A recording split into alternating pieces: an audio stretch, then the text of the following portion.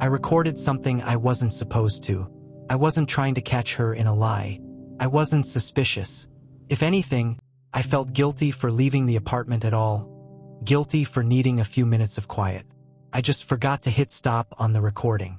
It's stupid how easily your life can fracture into a before and an after because of a single, forgetful impulse. My name doesn't really matter, but for the sake of making this make sense, you should know that for the last 14 months, I have been a ghost of a person. I used to be an architect. I worked for a mid-sized commercial firm in the city. I was good at it, too. I pulled long hours, managed heavy-stress bids, lived on black coffee and adrenaline. And then, about a year and a half ago, I had what everyone politely refers to as the incident. During the final push for a massive downtown redevelopment project, an email was sent from my secure work account to a rival firm. It contained our complete, unredacted bid package. It was a catastrophic breach of confidentiality. The firm lost the client, faced potential litigation, and I was fired immediately. The terrifying part wasn't just losing my job. It was that I had zero memory of sending the email. None. At the time, I was prescribed Ambien because the stress of the project had ruined my sleep. The only explanation that made sense, the one the doctors, my family, and my wife, Claire, settled on, was that I had suffered a severe, stress-induced dissociative episode. A sleepwalking sabotage. I broke down entirely. My confidence evaporated. I started having panic attacks at the thought of opening a laptop. I retreated into our apartment and haven't worked since. Through all of this, Claire has been a saint. That's the exact word my mother uses. A saint. Claire is a project manager for a logistics company, highly organized, pragmatic, and endlessly patient.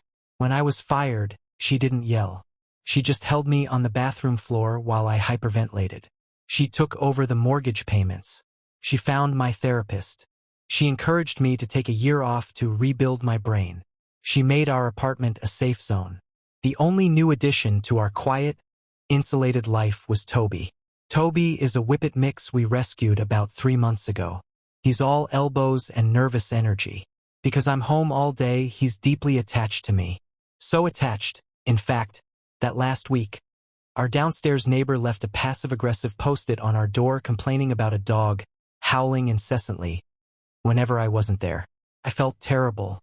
I didn't know how bad Toby's separation anxiety actually was because, well, I'm never separated from him. On Tuesday, we ran out of coffee. Claire was at the office. I realized I needed to walk to the grocery store down the street. It would take maybe 30 minutes. I figured it was a perfect opportunity to test Toby's barking. I opened my laptop on the kitchen island, pulled up a basic audio recording software I used to use for client meeting notes, and hit the red record button. I didn't set up a camera. I just wanted to capture the audio of the room to see how long Toby cried after I left. I grabbed my keys, locked the deadbolt behind me, and walked out into the damp afternoon air. The trip to the store was painfully normal. I remember standing in the produce aisle, staring at avocados, feeling a hollow sort of uselessness. I was a 34-year-old man whose biggest daily triumph was buying groceries while his wife supported them both.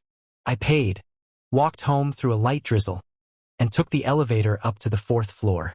When I unlocked the door, Toby was asleep on the sofa. He didn't seem traumatized at all.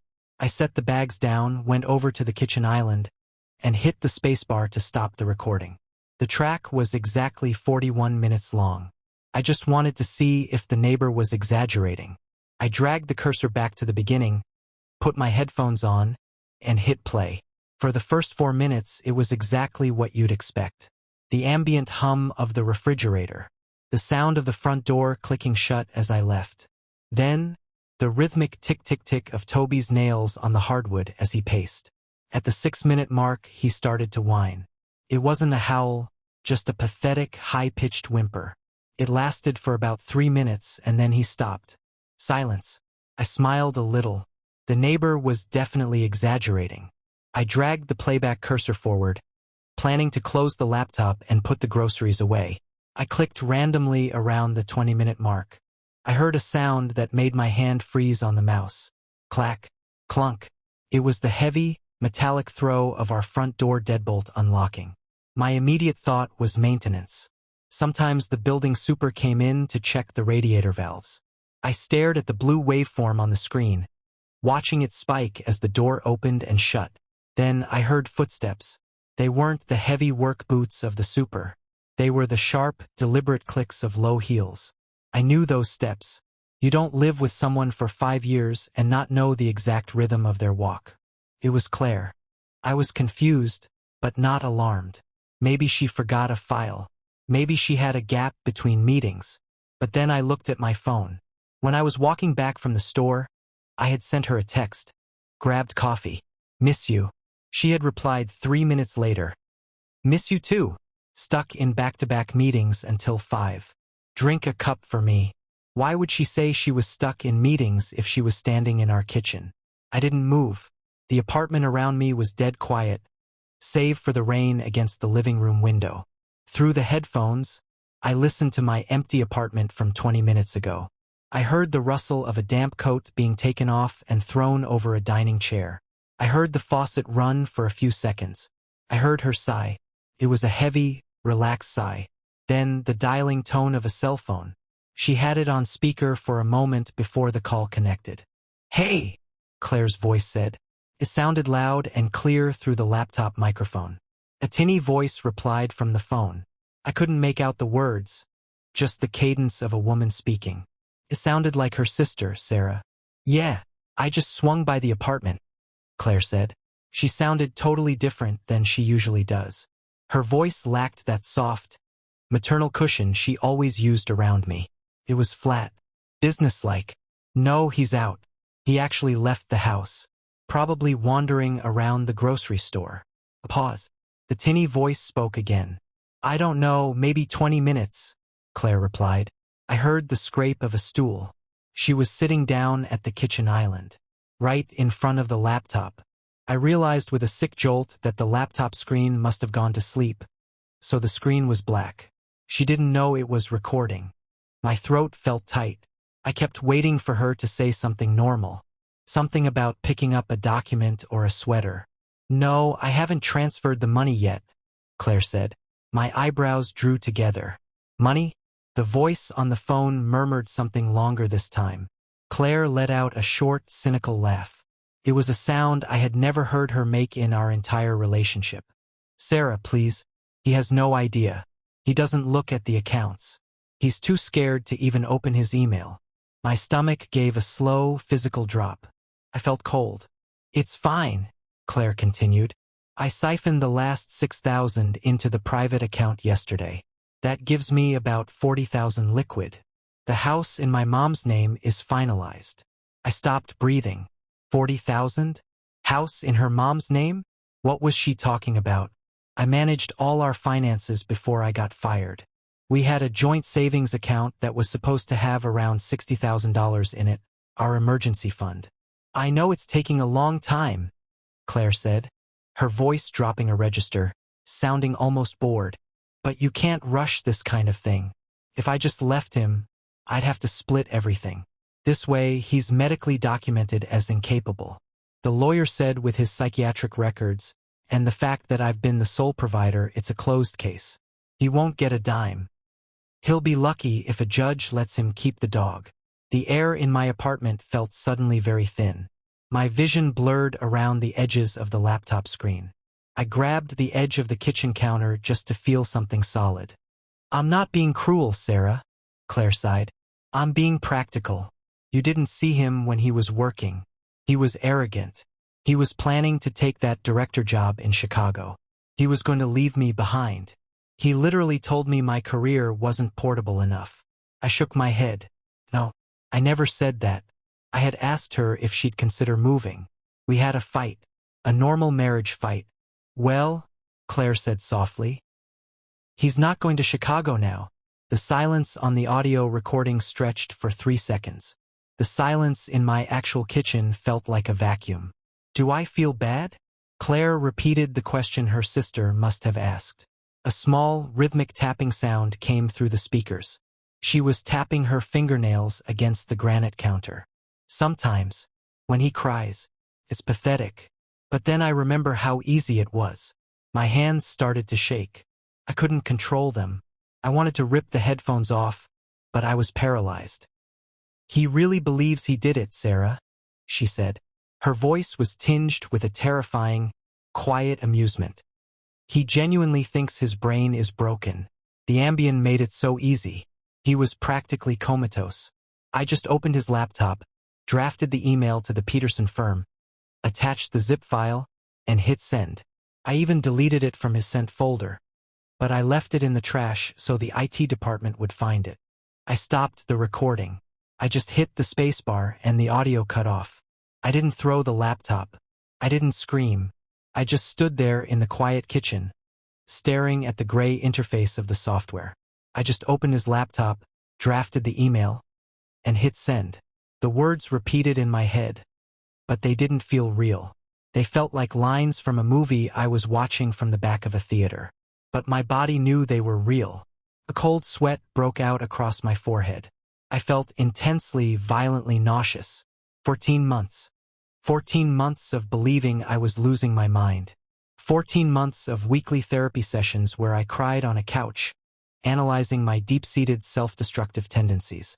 14 months of taking SSRIs that made me feel numb, of apologizing to Claire every single day for being a burden. 14 months of looking in the mirror and hating the pathetic, broken man looking back at me. She did it. She manufactured my destruction because she was afraid I might move to Chicago. She orchestrated my professional ruin, convinced me I was clinically insane, and then played the role of the martyr wife so perfectly that my own parents told me I owed her my life. And she was stealing our money, draining the accounts while I was too paralyzed by anxiety to check the mail, preparing to leave me with absolutely nothing. I looked down at the floor. Toby was awake now. He padded into the kitchen, his tail giving a tentative wag, and pushed his wet nose against my knee. I reached down and stroked his head. My hand was trembling so hard it scared him. I looked at the clock on the microwave. For 15 p.m. Claire would be home at 5:45. Panic, hot and sharp, spiked in my chest. What was I supposed to do? Confront her? With what? A recording that proved she was a sociopath? She would deny it. She would say she was venting, making up a story to get her sister off her back. Or worse, she would accelerate her plan. If I called the police, what would I even say? My wife sent an email a year ago. They'd look at my psychiatric history. They'd look at my medication. They'd see a paranoid, unemployed man having a delusion. Claire had spent the last year meticulously building a paper trail of my mental instability. She had isolated me perfectly. I had no money. I had no job. I had no credibility. I was a hostage, and I hadn't even known the door was locked. I closed the laptop. I took a deep breath, trying to force oxygen into my lungs, but it felt like breathing through a straw. I had to think. I couldn't act on impulse. If she knew, I was dead in the water. I had to secure the file. I plugged in a small USB flash drive I kept in the junk drawer, copied the audio file onto it, and then deleted the original from the laptop. I emptied the computer's trash bin. I put the flash drive in the inner pocket of my winter coat, burying it deep in the hall closet. Then I unpacked the groceries. I put the avocados in the bowl. I put the chicken broth in the pantry. I moved like a robot, focusing entirely on placing objects on shelves so my mind wouldn't snap. At 5:45 p.m. exactly, I heard the deadbolt turn. I was sitting on the sofa, Toby's head resting on my lap. The door opened, and Claire walked in. She was wearing her beige trench coat, carrying her leather tote bag. She looked tired. She looked beautiful. She looked exactly like the woman I had trusted with my entire life. "Hey," she said, kicking off her shoes. She offered me a soft, exhausted smile. "Miserable out there. How was your day?" I looked at her. I searched her eyes for any hint of the monster I had heard on the audio track. There was nothing, just the warm, familiar gaze of my wife. It was terrifying. It was the most terrifying thing I have ever seen. "It was okay," I heard myself say. My voice sounded remarkably steady. "I went to the store." "I know you texted," she said, walking into the kitchen. She set her bag down on the island, right on the exact spot where the laptop had been sitting 2 hours earlier. Did Toby whine? I looked down at the dog. Then I looked back at her. No, I lied. He was perfectly quiet. I think he's getting used to it. That's wonderful, honey, she said. She walked over to the sofa, leaned down, and kissed the top of my head. Her hand rested on the back of my neck. Her skin was warm. I smelled her perfume, the same scent she had worn on our wedding day. Every instinct in my biology was screaming at me to run, to push her away, to get out of the apartment. But I couldn't. Not yet. If I was going to survive this, if I was going to get my life back, I had to be smarter than her. I had to pretend the pill she had given me was still working. I'm going to start dinner, she murmured, her thumb lightly stroking the nape of my neck. You just relax. You did good today. Thanks, I whispered. She walked into the kitchen and started chopping vegetables. I sat in the dim light of the living room, listening to the rhythmic thwack of the knife against the cutting board. I didn't move. I just sat there, listening to her breathe, wondering how many days or weeks or months I could pretend to be broken before she finally shattered me for good.